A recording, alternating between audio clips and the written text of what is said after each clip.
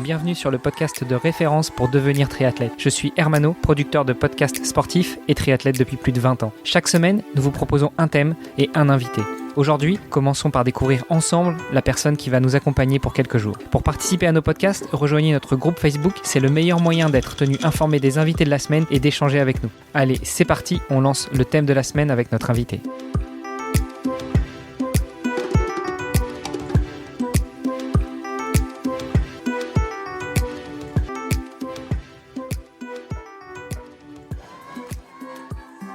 Salut sportifs, c'est Hermano et vous êtes dans l'épisode de mardi du podcast Devenir triathlète. À mes côtés, un superbe co-animateur qui a une patate d'enfer depuis ces derniers temps, à savoir le fondateur de la marque Ohana Triathlon, monsieur Olivier de Scooter. Salut Olivier. Salut Hermano, comment tu vas ? Ça va. T'as vu, j'essaye d'innover à chaque fois dans la présentation, mais on tourne un peu en rond quand même.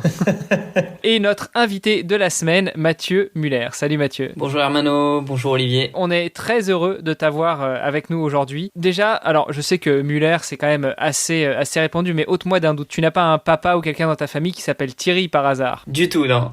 Parce que le nom de Muller me rappelle mes jeunes années quand j'étais flûtiste et mon prof de flûte justement et s'appelait Thierry Muller. Donc bon, ce n'est donc pas toi, Mathieu. Justement, le premier épisode de notre série hebdomadaire est toujours à destination de nos invités. On vous donne le micro pour que vous vous présentiez. Donc le micro est à toi. Dis-nous tout. Quel âge as-tu ? Qu'est-ce que tu fais dans la vie ? Et puis après, les questions classiques. Comment est-ce que tu en es arrivé à faire justement cette activité que tu pratiques ? Ok, je vais essayer d'être bref. Non, prends ton temps.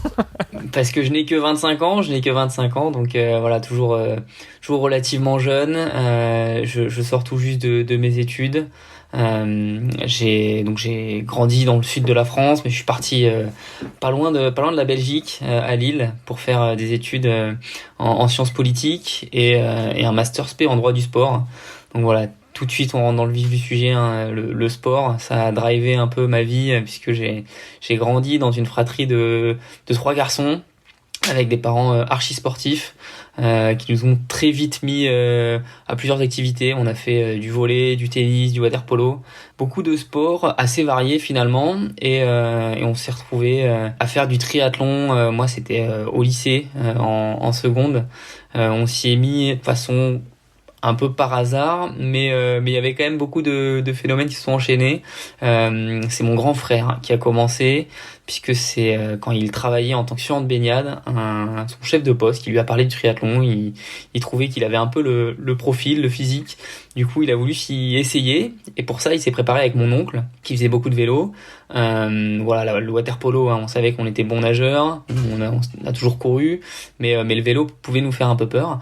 Donc voilà, c'est notre oncle qui nous a un peu mis le pied à la pédale, et finalement mon parrain, qui était président de club, il est toujours d'ailleurs, et qui organisait un événement, un triathlon vert, un genre de Xterra assez court, dans le coin, vers chez nous. Et du coup on s'est essayé comme ça un été, et puis ça nous a pas quitté. Ça fait 10 ans qu'on fait du triathlon tous les 3, et même nos parents s'y sont mis.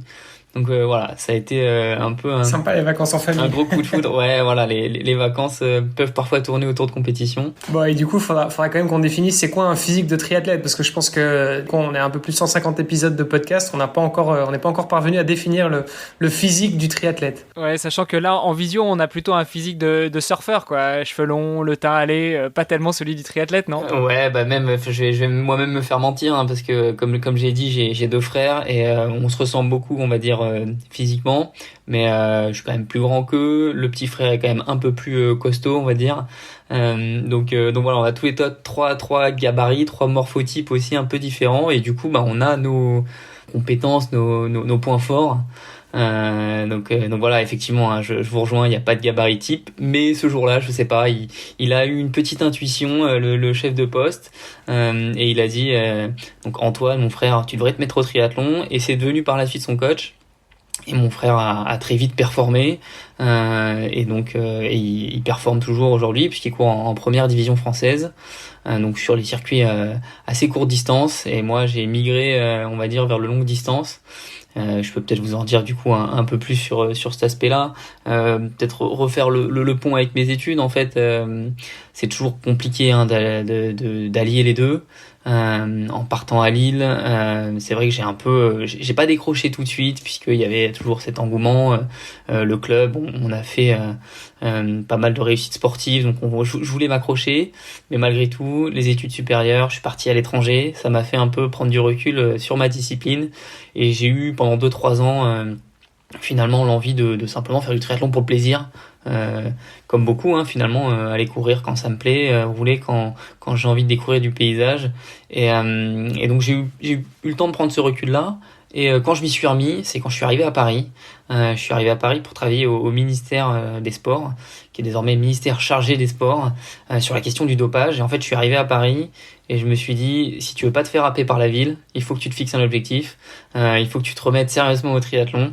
Et du coup, je me suis inscrit pour un triathlon longue distance et je m'y suis remis un peu plus sérieusement, on va dire. Et je regrette pas parce que je me suis remis dans cette dynamique que je partage avec mes frères et c'est juste génial, quoi. T'étais dans quel point à Paris? Alors je suis vers Montparnasse et mes bureaux sont dans le 13e, bibliothèque François Mitterrand. Parce que du coup, j'ai vécu aussi à Paris pendant un an jusqu'au confinement en fait. Et c'est vrai que quand tu vis à Paris, faut quand même, quand tu veux aller rouler, typiquement t'es sorti vélo ou quoi, faut avoir envie, quoi. Parce que t'as facilement 30 bornes de ville et de banlieue avant d'arriver dans des coins un petit peu plus sympas, dans la vallée de la Chevreuse par exemple. Tout à fait, ouais. Mais bon, il faut le faire, quoi. Donc c'est vrai que ça demande effectivement une certaine motivation. Tout à fait. Après, plusieurs astuces, réussir à se trouver une piscine pas trop loin du taf. Si on bosse dans l'est parisien, on peut aller à Vincennes pour rouler juste après le boulot. Si on est dans l'ouest parisien, on peut aller vers Boulogne. Voilà. C'est vrai, mais ça reste tourné en rond, quoi. Je veux dire, c'est ça. Ouais, ça carrément. plaît pas Moi, à il tout me le monde, fallait quoi. 35 minutes pour quitter Paris et passer Versailles. 35 minutes les plus longues de ma vie, clairement, entre les voitures.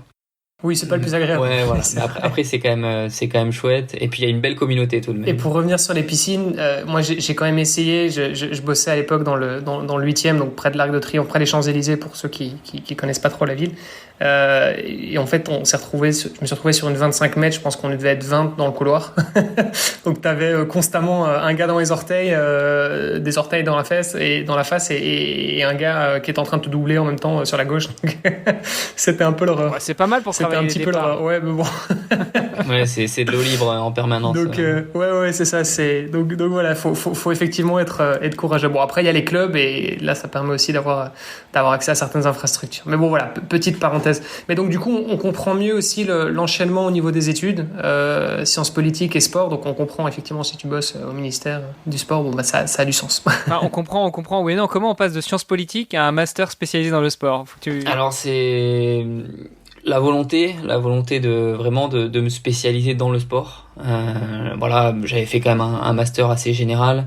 Donc même si j'ai fait des études en institut d'études politiques, mon master s'intitulait stratégie et communication des organisations, ce qui pouvait me permettre finalement de travailler à peu près n'importe où.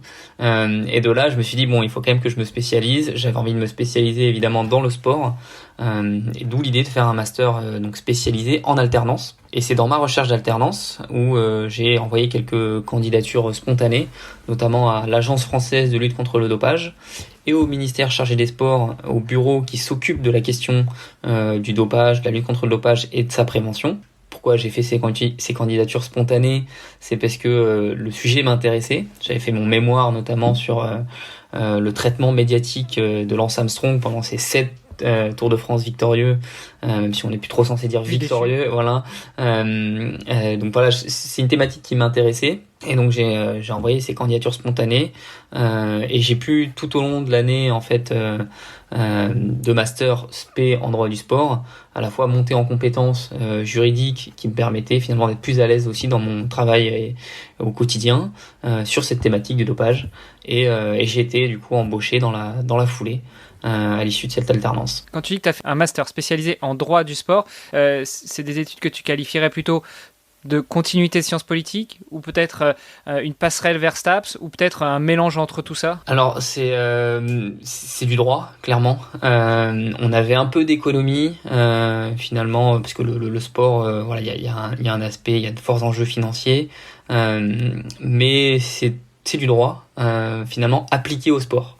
Donc c'était assez intéressant parce que je me suis retrouvé avec des juristes de formation qui... Bah, toi aussi, t'étais juriste, quoi. Enfin... J'étais juriste, j'avais des bases, mais pas nécessairement. Enfin, je me suis bien rendu compte que j'étais loin d'avoir leur niveau et leur niveau de compétences juridiques.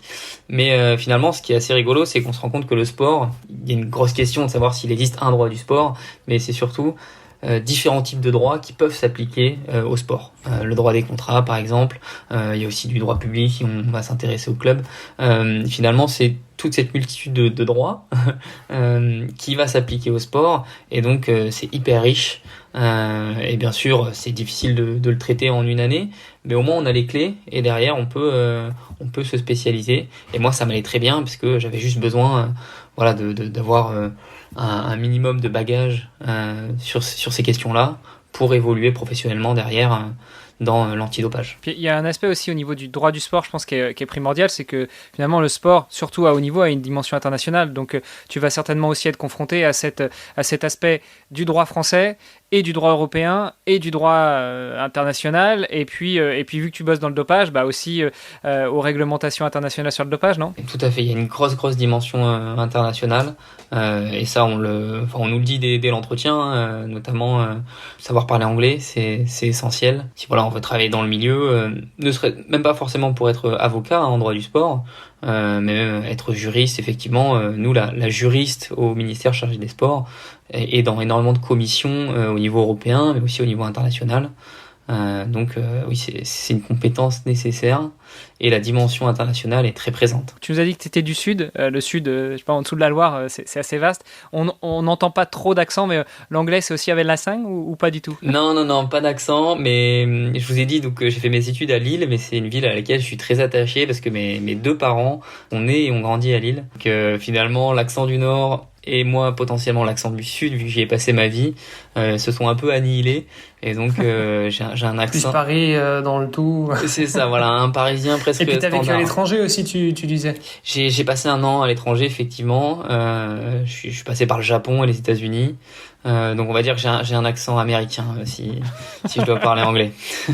Bon, avec nous aujourd'hui, tu t'exprimes quoi en tant que sportif, en tant que chargé de mission. C'est quoi ton poste au niveau du ministère ? Alors je suis chargé de mission prévention du dopage. Je pense qu'on pourra y revenir plus tard, mais aujourd'hui j'aime à dire que je m'exprime en tant que sportif. C'est quand même voilà ce qui m'anime davantage au quotidien, même si je mets beaucoup d'investissement dans mon travail.